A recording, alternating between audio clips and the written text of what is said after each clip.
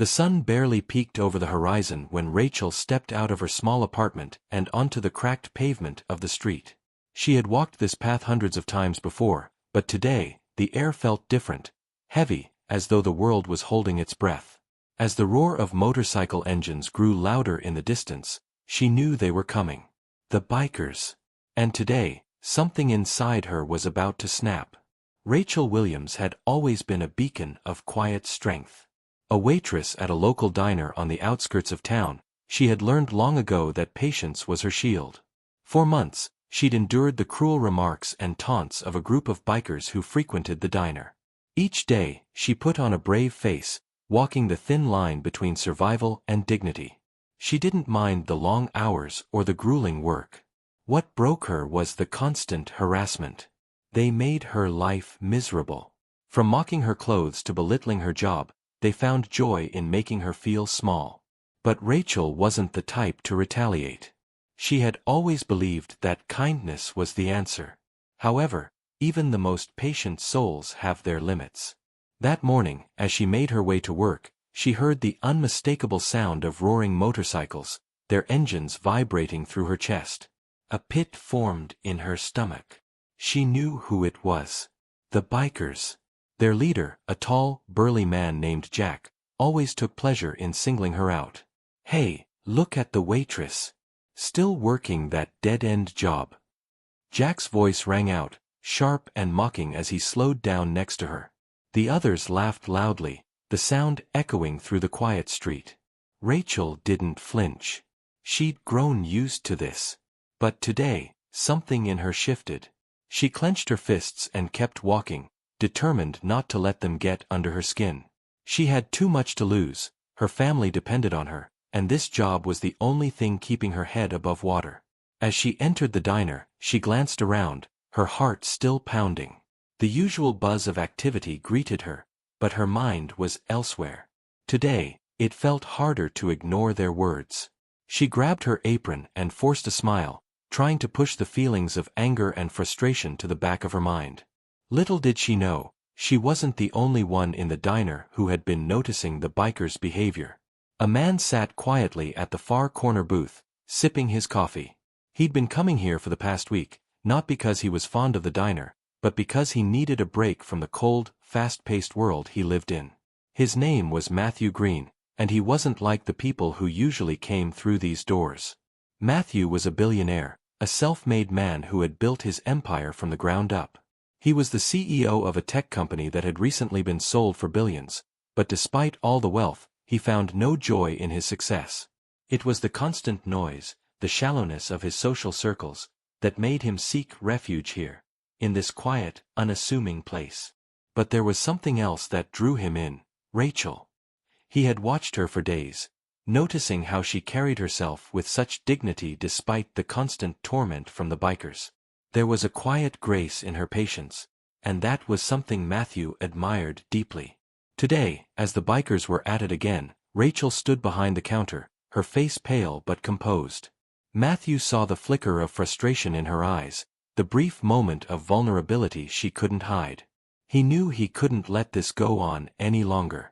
Matthew's hand clenched around his coffee cup as he stood up.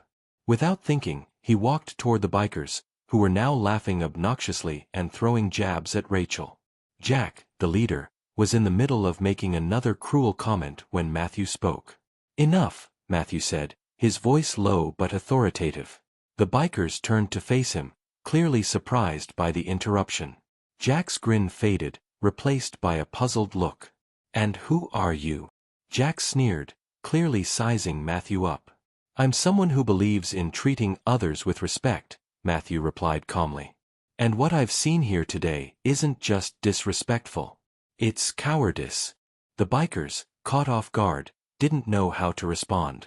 The diner had gone silent as everyone turned to look at the confrontation. Jack's friends muttered among themselves, unsure whether to back him up or leave the scene. Matthew didn't wait for a reply. He walked up to the counter where Rachel stood, her eyes wide with confusion, and placed a firm hand on her shoulder. "Rachel, is it?" he asked gently. She nodded, still unsure of what was happening. I don't know what these men have been saying to you, but I do know one thing, you don't deserve this.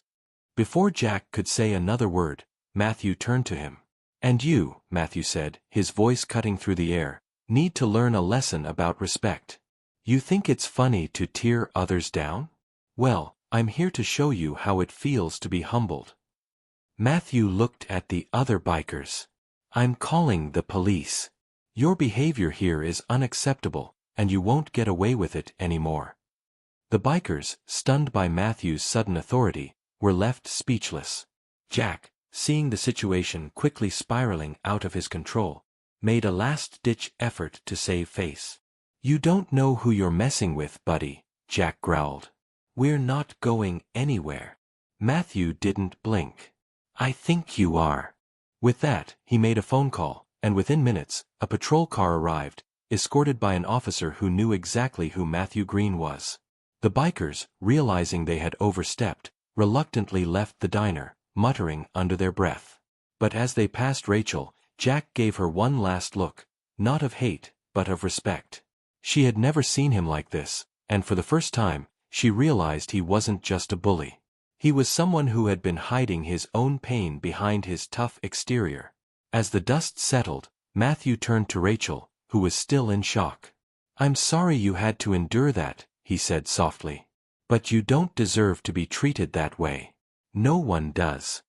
Rachel stood frozen for a moment, trying to process everything that had just happened. Why did you do that? You don't even know me. Matthew smiled. I don't need to know you to see your worth. He placed an envelope on the counter, his voice low but sincere. This is for you. A gift. And if you ever want to make a change, call me. I'd like to help you. You don't need to stay stuck in a place where you're treated like that. You deserve better. Rachel opened the envelope and gasped. Inside was a check for a substantial amount of money, more than she had ever seen in her life. No, I can't, she whispered. Matthew's eyes softened. Take it. Invest in yourself. And if you want to do more with your life, don't let anyone stop you. Not even yourself. As Matthew left the diner, Rachel stood there, holding the check in her hands. She realized that today wasn't just a random act of kindness. It was a turning point. For the first time, she felt truly seen. The bikers never came back to the diner. And as for Rachel, she used the money Matthew had given her to enroll in college, and a few years later, she opened her own business. She never forgot the lesson she learned that day, that sometimes, the most unexpected people can come into your life and change everything. Rachel's life had changed not just because of the money, but because someone had finally given her the respect she deserved. And sometimes, all it takes is one person to remind you of your worth.